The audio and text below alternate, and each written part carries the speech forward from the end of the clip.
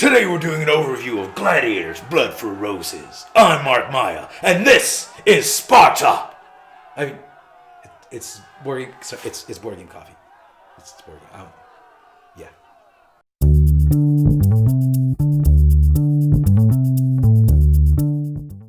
Gladiators, Blood for Roses is a 2 to 5 player hand management game where players pit the gladiators against one another in a contest of champions to see who will be the last man standing. Actually, it's more than that. Any oversized brute can swing a sword and take a beating, but it takes a special kind of showman to give the crowd what they really want. A show. To be the best, you need more than just a pointy stick. You need a little flair. So, dazzle the masses with your masterful combat techniques. When an opponent comes at you with a simple strike and you're like, what is this, amateur hour? Oh, my spear. You parry his attack with the ease of a labradoodle batting aside a toddler, and the crowd goes wild. Your opponent tries to respond, but they can't. They got nothing. Nothing. Nothing. Now you're back on your feet, your eyes lock with his, and he already knows. It's all over. You take him down with your signature Viper Strike, bringing the battle to a fitting end. And as he lies there in a puddle of his own blood, defeated, you stand victorious, showered in the roses of your adoring fans. Not now. Not now. Could you see you being adored? Fine.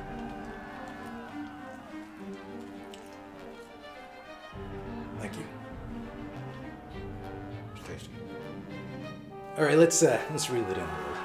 In Gladiators, Blood for Roses, up to 5 players each choose a gladiator to take into the arena and face off in turn-based free-for-all combat. And as mentioned earlier, you're doing all of this to earn the favor of the crowd, which in turn translates to a pool of glorious victory points.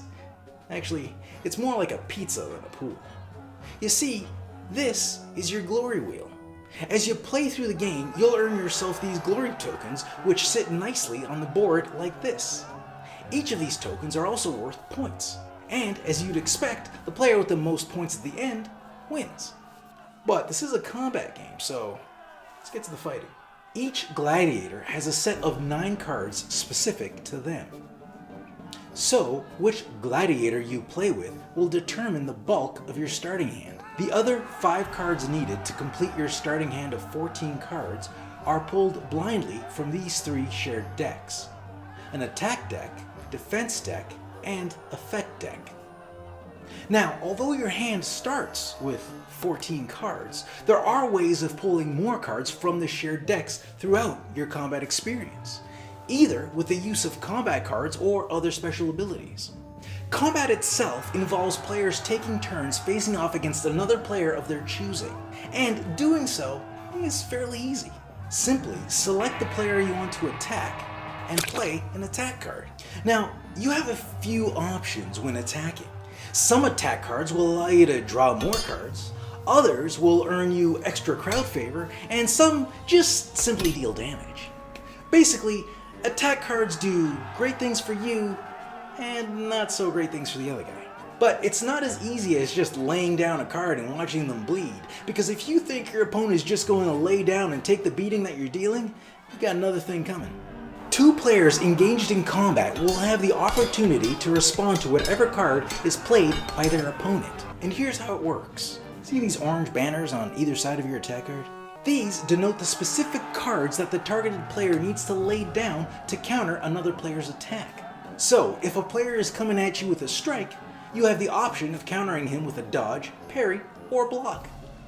Once you do that, you've prevented their card's action from taking effect. But now, they get a chance to respond to your counter move with a counter move of their own. In this example, the parry can be countered by playing a disarm or grab card. Continue this exchange of playing attacks and counter maneuvers until either one of the combatants passes or plays a finisher. The last card played, which has not been countered, is the only card that will trigger. So in this example, if Disarm was the last card played, then that card's ability to draw 1 card from the target gladiator would take effect. The exception to this rule is immediate effects. These effects trigger as soon as they are played and before your opponent gets a chance to respond. Immediate effects are indicated by this little wing icon.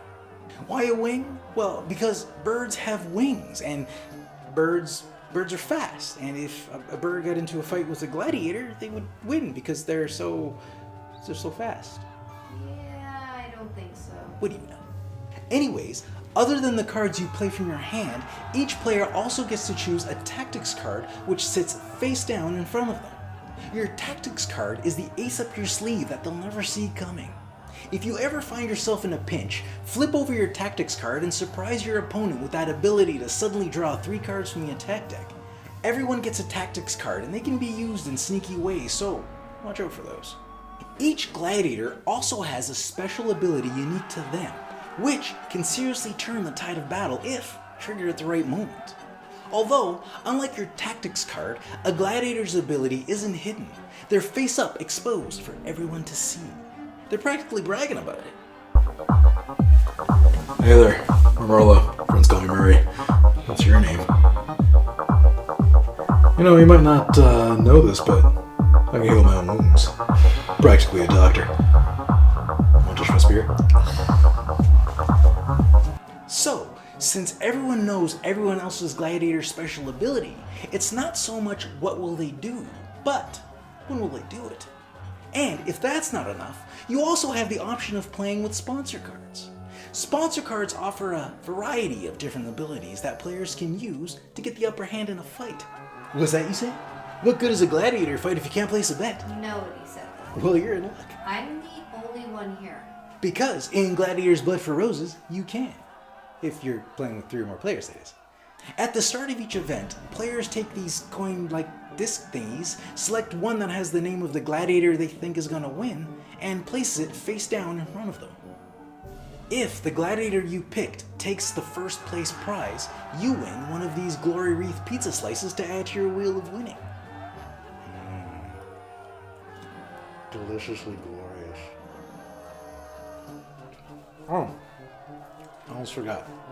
If you do manage to fill your glory wheel by the end of the event, you'll also earn yourself some sweet bonus points. Now, that's my kind of wheel. What does that even mean? Gladiators Blood for Roses can be played as a single combat event or as a series of events in season mode. Events are represented by these oversized cards, which are turned over at the start of combat and indicate how much crowd favor is in the pot for the taking, how that favor translates to glory points, and what prizes are awarded to the gladiators that came in first and second. If you're playing in season mode, this is the part where you tally up your points, reset the play area, and dust off those gladiators because we're going again.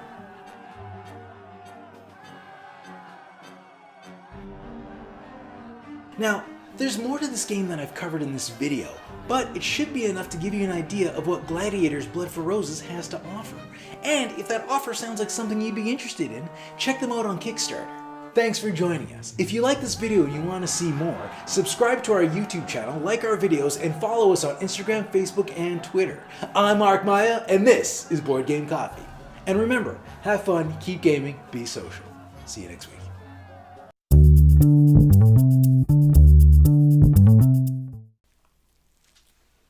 Can I have some? No. Oh. Just a little bit? No. No.